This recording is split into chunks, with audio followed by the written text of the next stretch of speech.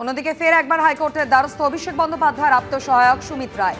দ্রুত শুনানির আর্জি খারিজ করলেন বিচারপতি সৌগত ভট্টাচার্য।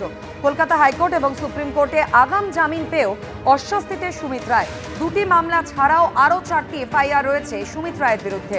রক্ষা কবচের জন্য আদালতের দৃষ্টি আকর্ষণ করেন অভিষেক বন্দ্যোপাধ্যায়ের আত্মসহায়ক।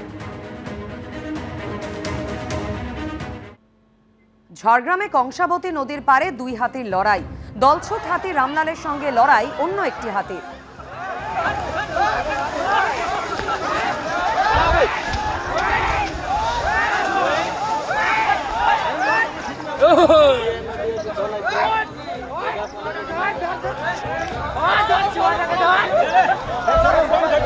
ভাইরাল হওয়া ভিডিও আপনারা দেখতে পাচ্ছেন। দলছুট হওয়ার পর থেকে দীর্ঘদিন এই এলাকায় থাকে রামলাল নামে এই হাতি।